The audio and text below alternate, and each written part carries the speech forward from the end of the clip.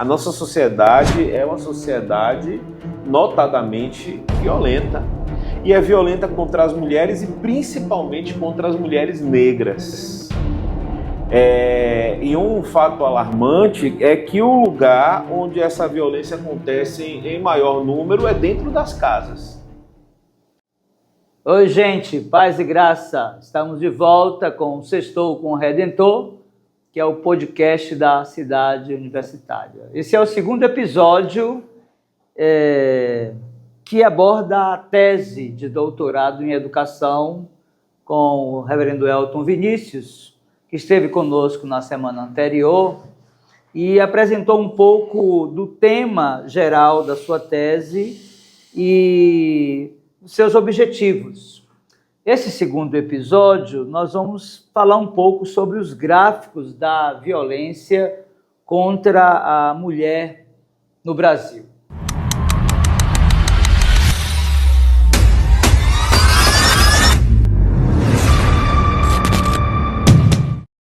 Então eu quero dar boa noite a você que nos acompanha e também ao nosso convidado, o reverendo Elton Vinícius, que mais uma vez abrilhanta aqui o Sextou com o Redentor, com a sua formação e também com a sua pesquisa. Boa noite, reverendo Elton. Boa noite, reverendo. Boa noite aí aos nossos amigos, nossos irmãos, né, que nos acompanham nesse podcast. Mais uma vez alegre, né, de estar aqui conversando sobre isso.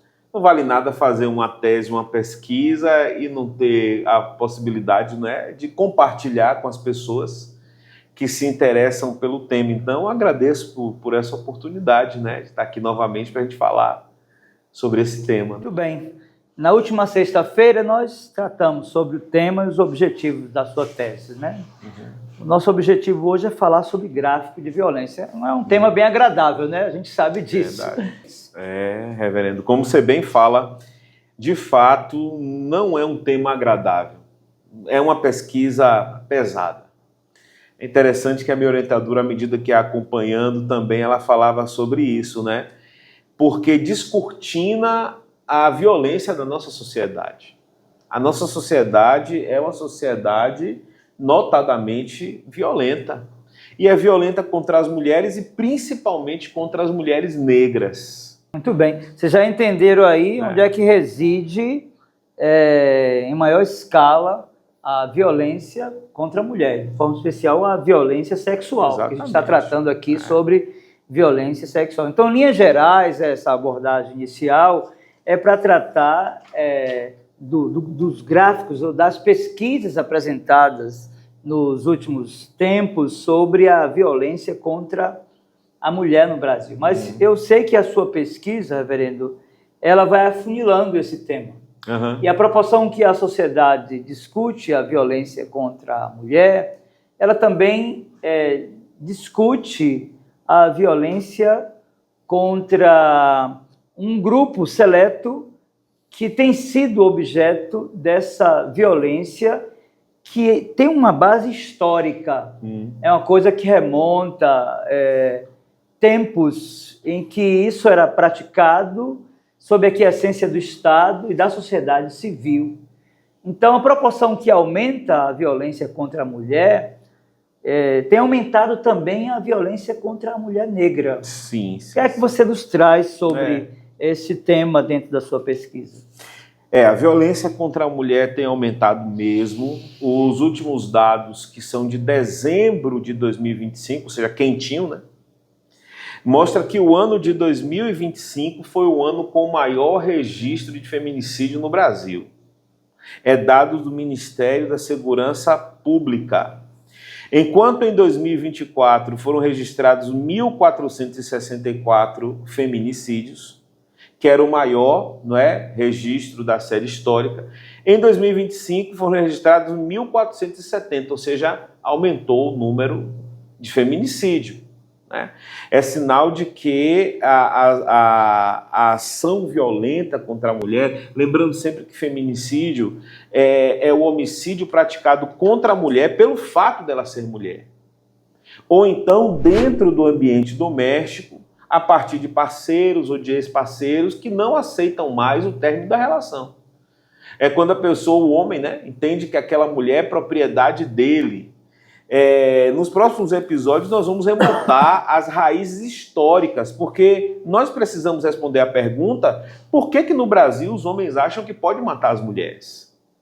Então nós vamos precisar remontar questões históricas, e nas questões históricas também nós vamos remontar a escravidão, porque nós estamos falando de gráficos aqui, né? Um outro gráfico que foi apresentado aí pelo Atlas da Segurança da Violência de 2025 é o gráfico de mulheres vítimas de violência doméstica e intrafamiliar por raça e cor em 2023. Vai demonstrar que das mulheres, né, dos registros que foram feitos, 58,5% das vítimas eram negras. 39,5% eram brancas, 0,9% amarela e 1,1% de indígena.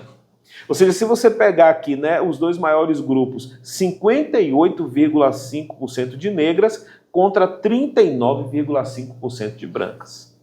Então perceba aí a disparidade em como as mulheres negras são maiores vítimas da violência contra a mulher. Já em relação a homicídio, reverendo, um gráfico também que nós temos acesso é o gráfico de homicídios registrados de mulheres por 100 mil habitantes por raça-cor entre 2013 até 2023. Nós vamos perceber que de 2013 até 2023, o número de mulheres assassinadas em relação a 100 mil habitantes caiu.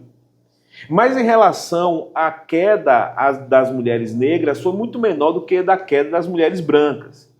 Enquanto em 2023 era o número de 3,4 homicídios por mulheres brancas para cada 100 mil habitantes, em 2023, ou seja, 10 anos depois, caiu para 2,5. Ou seja, em 10 anos, saiu de 3,4 para 2,5 de mulheres brancas. Já de mulheres negras, em 2013, o número era 5,4 e a queda foi para 4,3. Ou seja, a queda do homicídio relacionado a mulheres negras foi muito menor do que a queda dos homicídios relacionados a mulheres brancas. Isso demonstra o racismo estrutural que realmente persiste na sociedade brasileira. A ideia de que a vida da negra tem menor valor. Isso são ecos da escravidão do nosso país, né? Você precisa lembrar que durante mais de 300 anos, as africanas e suas descendentes aqui não eram tidos nem como seres humanos. Então não há como nós não trazermos a discussão do flagelo da escravidão e de como a realidade que nós vivemos hoje foi uma realidade criada pela escravidão. Né? Então nós discutimos sim esses dados, tentando dar visibilidade a essa questão que é tão sensível. E veja, isso aqui não é mais um problema do negro ou do branco, é um problema da sociedade brasileira.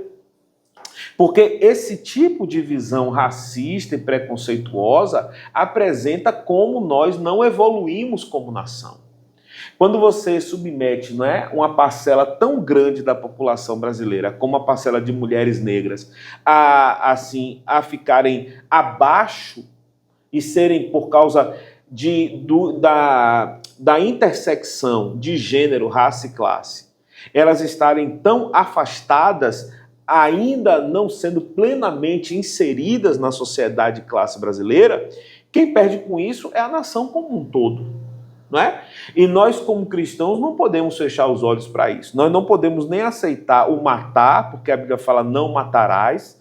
Então nós não podemos, né, fechar os nossos olhos aos homicídios de mulheres e também não podemos fechar os nossos olhos ao pecado do racismo, que nega o princípio bíblico de que Deus criou todos os homens, né, conforme a sua imagem e semelhança, de que para Deus não há acepção de pessoas, né? Então, por isso que é tão importante nós destacarmos esses assuntos.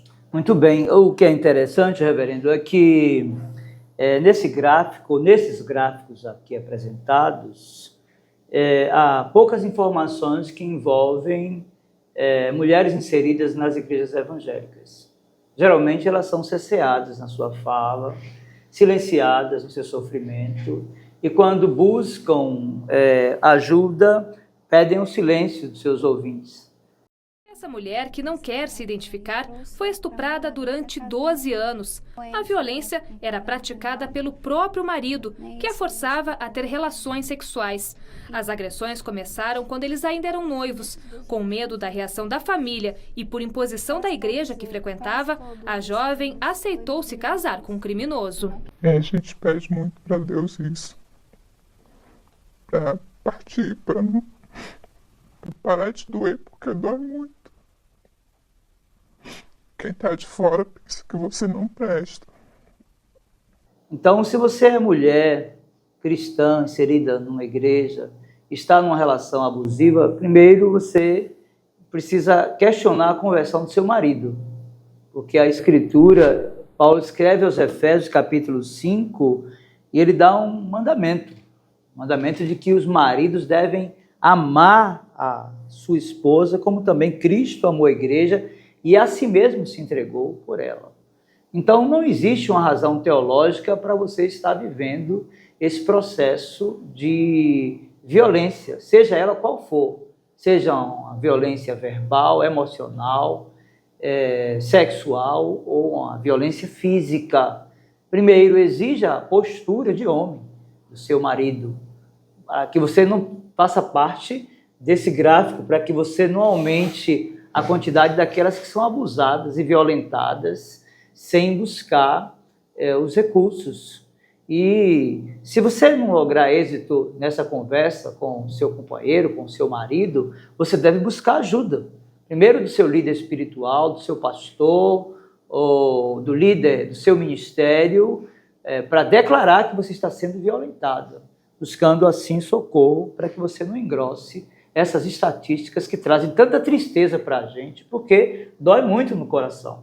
Pensar que a mulher, que deveria ser o objeto do afeto, do carinho, do cuidado do esposo, e seja sendo objeto de qualquer tipo de violência. Então, vocês veem aí, pelas pesquisas apresentadas, que, de fato, os gráficos são alarmantes. Quando você percebe, né, que pelo menos 70% da violência registrada contra as mulheres acontece dentro, né, a chamada violência intrafamiliar, dentro do ambiente doméstico. E a palavra de Deus diz que, por exemplo, os maridos devem tratar suas esposas como a parte mais frágil, ou seja, devem ser tratadas com cuidado. Portanto, nós não podemos aceitar, por exemplo, que alguns homens, né, se escondendo atrás da submissão feminina apontada na Bíblia, possam tratar suas esposas com violência ou com amargura.